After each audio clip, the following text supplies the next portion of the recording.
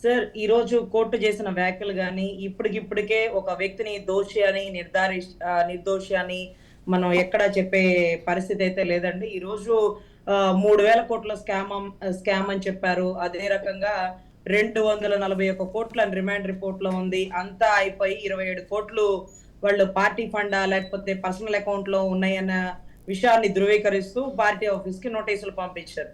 అంటే ఆయన అకౌంట్‌లో అంటే 241 కోట్లు ఫండ్ మిస్‌అప్రాపరియేషన్ అయిపోయిందని రిమాండ్ రిపోర్ట్‌లో రాసి ఉంది. హ్మ్. అంటే కనపడటలేదు. ఒక వ్యక్తి తప్పిపోయాడు. హ్మ్. ఒక వ్యక్తి దగ్గర కొంత డబ్బు కనపడట్లేదు. అది ఎవరి దగ్గర దొరికింది అనేది ఇంకా తేలలేదండి. హ్మ్. చంద్రబాబు గారి పర్సనల్ అకౌంట్‌లో దొరకలేదు. భువనేశ్వరమ్మ దగ్గర లేదు. లోకేష్ గారి ఖర్చులకి వాడుకోలేదు. ఎక్కడో మిస్ అయింది. ఎక్కడ మిస్ అయింది? ఏమో ప్రేమచంద్రారెడ్డి దగ్గర మిస్ అవ్వచ్చేమో. అజయ్ కల్లం గారికి దారి తెలిసి ఉండొచ్చేమో.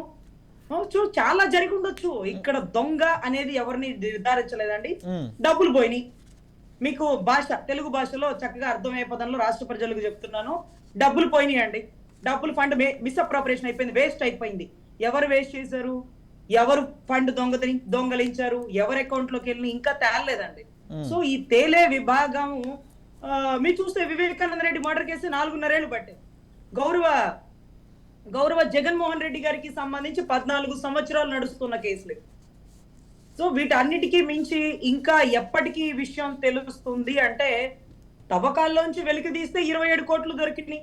27 కోట్లు ఏంటయ్యా నీ అకౌంట్‌లో ఉన్నాయంటే, నా పార్టీ ఫండ్ అండి అంటున్నాడు. సో చూడాలా ఇంకా తవ్వే కొద్దీ చంద్రబాబు గారి నిర్దోష లేకపోతే తెర వెనకాల బొమ్మ కదిలిస్తున్నటువంటి సూత్రధారులెవరు? ఇక్కడ ప్రేమచంద్రారెడ్డి, అజయ్ కల్లం రెడ్డి వీళ్ళందరూ ఎందుకు తప్పించుకుంటున్నారు? గతంలో ఓబులాపురం మైన్స్‌లో శ్రీలక్ష్మి గారిని ఎందుకు ఎత్తు లోపలేశారు? ఐఏఎస్‌ల పాత్ర కీలకమని మనం అన్ని రకాలుగా చెప్పుకుంటామే. ఇక్కడ మాత్రం వీళ్ళేంటి తప్పించుకున్నారు? హ్మ్. ముఖ్యమంత్రి ఎందుకు ఇరుక్కుంటున్నాడు? ముఖ్యమంత్రికి క్యాబినెట్ తీర్మానానికి, పబ్లిక్ పాలసీకి ఏంటి సంబంధం? తీస్తారు. వెలికి తీసే కొద్దీ కొలువులో ఉన్న ఎలుకలే కాదు, కొండలో ఉన్న కొండ చిలవని కూడా బయటికి లాగుతదండి ఈ న్యాయ వ్యవస్థలు. సో కొంచెం వేచి చూడాలి. ఈ కాసేపట్లో చంద్రబాబు నిర్దోష అనే స్థాయి మనది కాదండి. న్యాయ వ్యవస్థలు నిర్ధారిస్తాయి.